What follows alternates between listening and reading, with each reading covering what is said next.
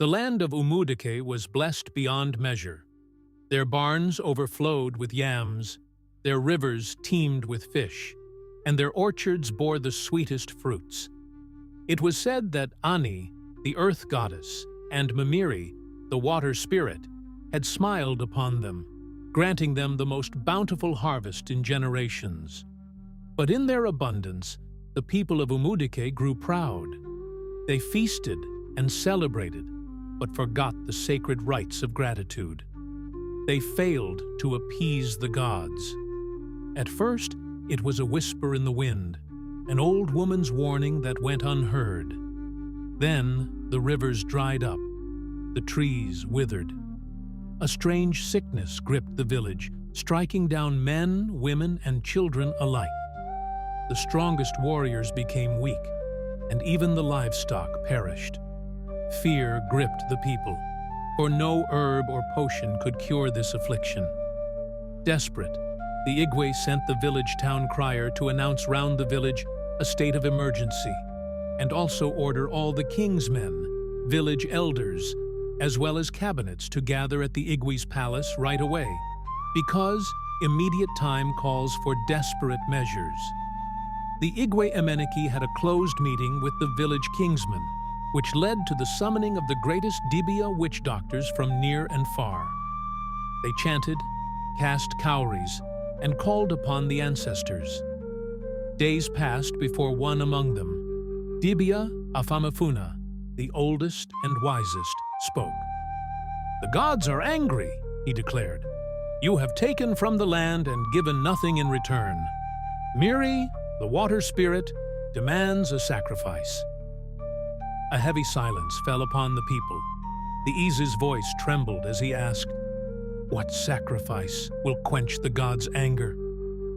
Afamafuna's voice was solemn. "A maiden," he said, "one pure of heart and untouched by any man. She must give herself willingly to the great Azumi River." A wail of grief swept through the village. Who would give their daughter to the depths of the river? Who would make such a sacrifice? Parents clutched their daughters tightly, shielding them from fate. But as the people wept, a voice rose above the sorrow. "I will go." The crowd turned to see Princess Adaugo, the beloved daughter of Eze Emenik, step forward. Her beauty was like the morning sun, her kindness known to all. She was the jewel of Umudike, and now she was offering herself to save them. "No," the Ize cried, "I will not allow it." But Adaugo placed a gentle hand on her father's shoulder. "I am the daughter of this land. If my life can bring peace to my people, then I give it freely." With a heavy heart, the Ize gave his blessing. The next morning, Adaugo was adorned in the finest white wrappers, her body decorated with yuri, sacred body paint. The village followed her to the great river, their wailing filling the air. As she stepped into the water, the river, which had been dry for months, surged forward as if reaching for her.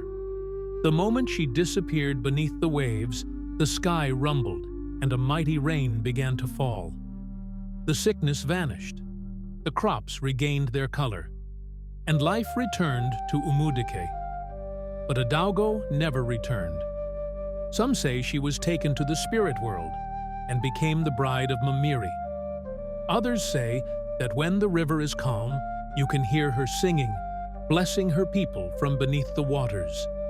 And so, every year, the people of Umudike remember Adaugo, the princess who saved her people, ensuring that the gods are never forgotten again. The end. Please subscribe.